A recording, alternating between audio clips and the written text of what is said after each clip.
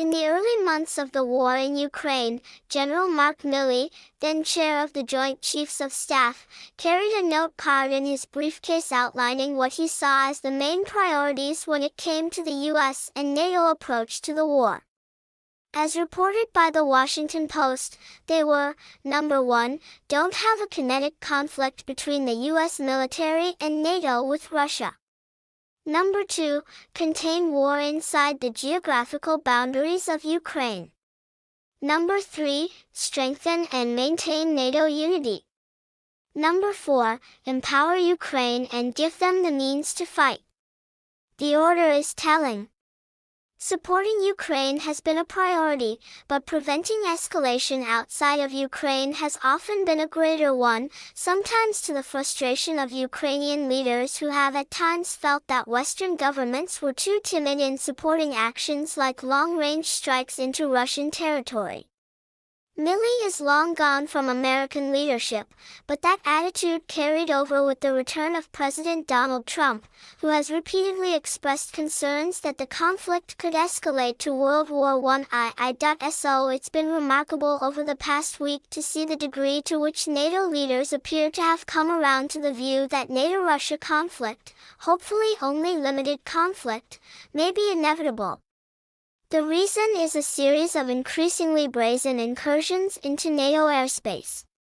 On September 8, 21 Russian drones entered Polish territory, where some of them were shot down by an unprecedented Polish-German-Italian-Dutch military operation. It's at least plausible, though somewhat hard to believe given the number of them, that those drones entered Polish airspace inadvertently while on their way to strike targets in Ukraine.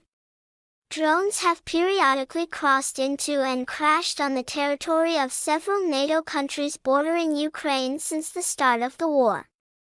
The fact that they were unmanned vehicles also made the situation easier to de-escalate. That drones can be shot down without human casualties is one reason leaders are often willing to take more controversial or riskier actions with them. In a notable 2023 incident, Russian jets collided with and downed an American MQ-9 Reaper drone over the Black Sea. The incident last Friday, in which 3 Russian fighter jets violated Estonia's airspace for 12 minutes, where they were intercepted by NATO jets, had the potential to become something much more dangerous. Unlike Poland, Estonia does not border Ukraine, it's hundreds of miles away. And in this case, the aircraft were manned. The Russian government has denied that it violated Estonian airspace. On Monday, a series of drone sightings forced airports in Copenhagen and Oslo to close for several hours. On Thursday, drones shut down a second Danish airport, this one used for commercial and military flights. Norwegian and Danish authorities did not initially confirm widespread allegations, including from Ukrainian President Volodymyr Zelensky, that these drones were Russian, but Danish authorities have concluded they were linked to a state actor. These incidents took center stage at the UN General Assembly meeting in New York City this week, with Polish Foreign Minister Radosław Sikorski explicitly threatening to shoot down any additional aircraft that entered his country's airspace, if another missile or aircraft enters our space without permission, deliberately or by mistake, and gets shot down and the wreckage falls on NATO territory, please don't come here to whine about it.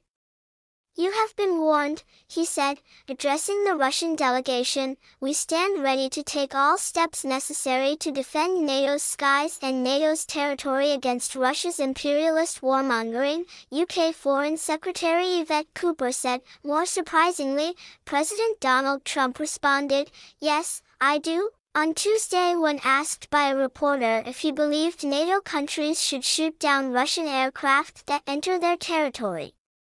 Roger that, Sikorski posted on X in response. This comes amid this week's hawkish turn in Trump's frequently shifting views on the war in Ukraine, which also included a Truth Social post arguing that Ukraine will be able to retake all of its original territory, contradicting recent statements from many of his own senior officials. None of this talk went over well with Russian officials.